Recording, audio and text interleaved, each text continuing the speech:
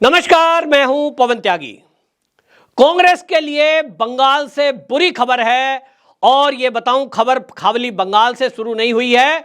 ये पूरे देश में हाल है कि कांग्रेस को कोई सीट देने के लिए लोकसभा चुनाव में तैयार नहीं है। ममता दीदी ने बिल्कुल साफ कह दिया कि पश्चिम बंगाल में 42 लोकसभा सीट हैं, 42 की 42 पर टीएमसी अपना कैंडिडेट उतारेगी। कांग्रेस से हमें कोई लेना देना नहीं है। अधीर रंजन चौधरी जहां से चाहे चुनाव लड़ें, लेकिन हम उनके लिए मुर्शिदाबाद में अब सीट छोड़ने वाले नहीं हैं।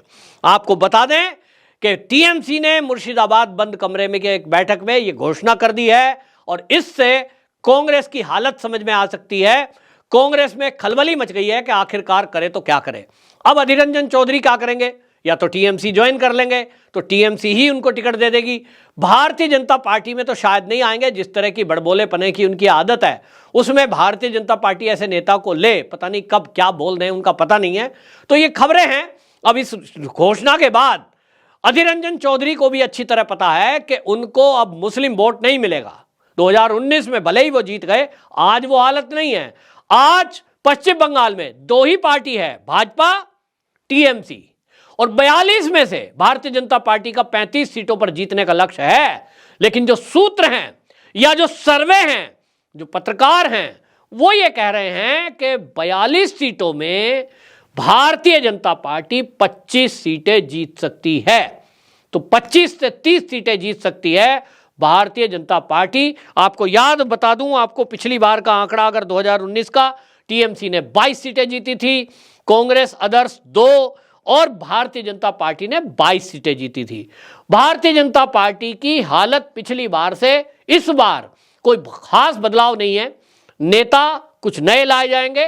पिछली बार से इस बार में बस केवल एक अंतर है कि जो काम मोदी सरकार ने किए हैं उसके कारण एक छवि बढ़ी है। दूसरी तरफ टीएमसी की जो गुंडागर्दी है, जो टोलाबाजी है, जो कटमनी है और जो वहां भ्रष्टाचार हो रहा है, उससे जनता पहले भी त्रस्त थी, अभी भी वोट डालना चाहती है। तो मोदी सरकार अगर वहां राष्ट्रपति शासन लगा दे और सेना की तैनाती कर दे, अर्धसैनिक बलों को थाने में तैनात कर दिया जाए, लोगों को वोट डालने जाने दिया जाए, इतना इंतजाम अगर भारतीय जनता पार्टी ने कर दिया तो 42 में से आप लिख के ले लो, 35 सीटें भारतीय जनता पार्टी को पश्चिम बंगाल से मिल जाएंगी। 42 में से 35। और अगर यह अरेंजमेंट नहीं होता है, फिर उसको संतोष करना पड़ेगा 25 पे। 25 भी इसलिए उन सीटों में जहां मुस्लिम बहुल नहीं है, क्योंकि जहां मुस्लिम बहुल है वहां तो रोहिंग्या हैं, बांग्लादेशी हैं, उनके सामने कोई टिकता नहीं है। वो किधर मार के कहां भाग जाएंगे, बम फेंक देंगे, क्या कर देंगे, बूथ कैप्चरिंग कर देंगे, घर से नहीं निकलने देंगे लोगों को, और उनका पता ठिकाना कुछ होता नहीं है, उनको केवल गुंडागर्दी करनी है। ऐसी बड़ी संख्या पश्चिम बंगाल में ऐसे लोगों की है जिनकी संख्या एक अनुमान के अनुसार 3 करोड़ बताई जाती है। और उनकी योजना हमने देखा है, पिछली बार भी ये हुआ, जैसे 2 फेस में चुनाव होता है, तो जिस फेस में चुनाव है वो पूरी की पूरी भीड़ पैदल चलकर, बसों में चलकर, निजी वाहन से पहले वहां पहुंच जाएंगे। फिर दूसरे फेस का जहां चुनाव होगा वो शिफ्ट हो जाते हैं और उनको इस काम में टीएमसी मोटा पैसा देती है। उनका आने जाने की सुविधा, रहना खाने की सुविधा, पैसा भी अलग से मिलता है गुंडागर्दी करने का, और इसलिए वो गुंडागर्दी करते हैं। ना उन्हें पुलिस का कोई डर है, क्योंकि पुलिस पकड़ेगी नहीं जब टीएमसी का नाम रहेगा। पश्चिम बंगाल में तो किसी की हिम्मत नहीं है। दूसरा, उन्हें जेल जाने का भी डर नहीं है। 10-15 दिन अगर जेल जाना पड़ भी गया तो उनको इतना पैसा कमाने को दे दिया जाता है, अवैध धंधे करके खुला छुट्टी, फिर तो पक्की मोहर लग जाती है टीएमसी की कि ये हमारे लिए जेल गया था भाई, इसको तो दो कुछ काम। तो भाई हालत खराब है। और ममता बनर्जी इसलिए समझ गई कि अगर कांग्रेस को 4-5 सीटें दी तो उसकी हालत पहले ही खराब होने वाली है और कमी आ जाएगी, और इसलिए कांग्रेस को पूरी तरह आईना दिखाते हुए ममता बनर्जी ने यह घोषणा कर दी। बिहार की बात कर लें तो बिहार में अब हालत यह है कि वहां नीतीश बाबू एनडीए में वापसी करने वाले हैं। उनके जो सांसद हैं 16, अब 16 में 15-14 जो भी होगा, बीजेपी से जो भी समझौते होंगे वो एक तरफ होंगे, और फिर से भारतीय जनता पार्टी 40 में से 39 सीटों को जीतने में कामयाब हो जाएगी एनडीए में, नीतीश बाबू के वापसी करते ही।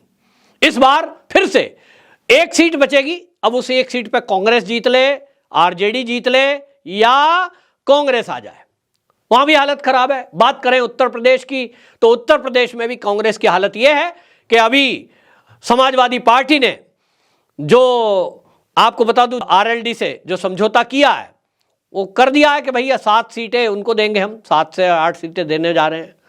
तो टोटल सीटें 15 देने के मूड में थी समाजवादी पार्टी के, भाई 15 सीटें हैं टोटल, बाकी जो 80 सीटें हैं उसमें से हम 65 सीटों पर लड़ेंगे।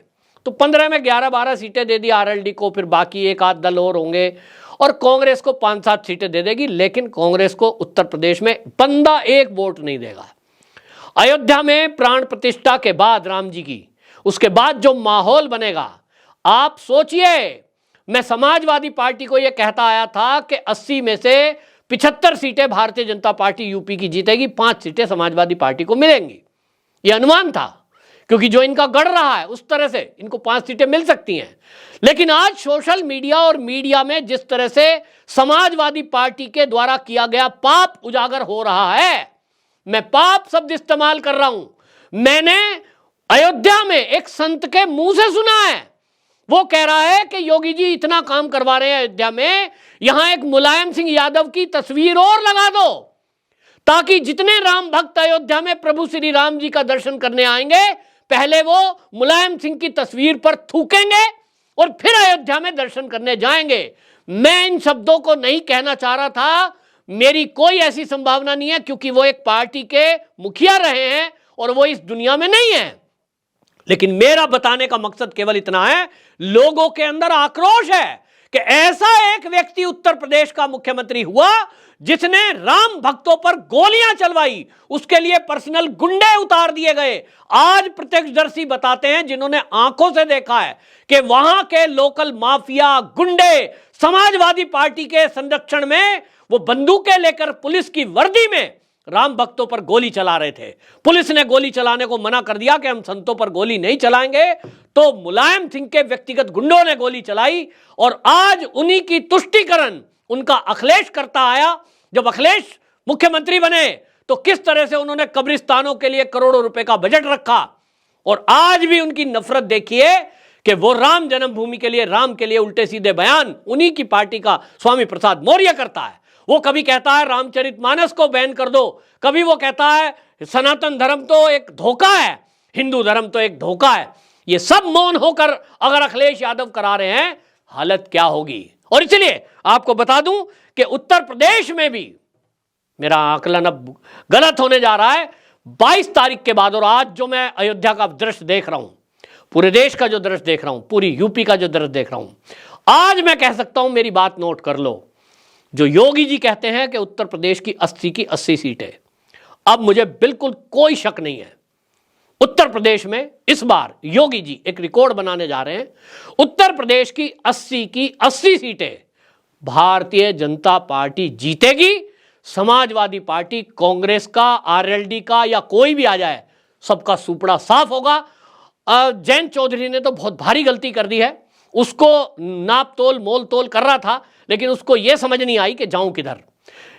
कौरव और पांडव का युद्ध है, अगर कोई पांडवों को छोड़कर कौरव की तरफ जा रहा है कि उधर सेना बहुत बड़ी है, राजकाज है, ये सब है, उसको समझ नहीं आ रहा है कि कृष्ण जी के साथ लेने में फायदा है कि बड़ी सेना का साथ लेने में फायदा है। जिसको ये समझ नहीं है तो वो राजनीतिक दल कैसा हो गया। तो इसलिए आपको बता दूं, जाट एसोसिएशन ने पोस्ट किया कि जयंत चौधरी ने गलत फैसला लिया है, लेकिन भारतीय जनता पार्टी के हिसाब से ये सही फैसला है। अब सुपड़ा साफ होगा इस विपक्ष का। तो भाई कांग्रेस की हालत खराब है, लोग भारतीय जनता पार्टी में आ रहे हैं। ममता बनर्जी ने जो फैसला लिया है, अब इसी तरह का फैसला वो बिहार में भी यही होगा, कांग्रेस का सुपड़ा साफ, उत्तर प्रदेश में भी सुपड़ा साफ, फिर हरियाणा आ जाओ, फिर राजस्थान चले जाओ, मध्य प्रदेश चले जाओ, झारखंड, छत्तीसगढ़, कांग्रेस आपको साफ दिखाई देगी। मोदी की आंधी चलेगी, श्री भगवान राम की आंधी चलेगी और उनका आशीर्वाद बीजेपी को प्राप्त होगा, हो रहा है। तो भाई ममता बनर्जी भी समझ रही हैं कि कांग्रेस का साथ लेना बहुत ही गलत हो जाएगा, क्योंकि कांग्रेस और समाजवादी पार्टी ये दो ही ऐसे लोग हैं जिन्होंने राम भक्तों पे अत्याचार किए हैं और राम के विरोध में खड़े हुए हैं। और इसीलिए ममता दीदी का ये जो फैसला है कांग्रेस के लिए बहुत बड़ा झटका है और भारतीय जनता पार्टी के लिए खुशी की खबर है, क्योंकि उनकी सीटें निश्चित रूप से इससे बढ़ने वाली हैं। आपकी क्या राय है, कमेंट बॉक्स में जरूर बताएं। वंदे मातरम।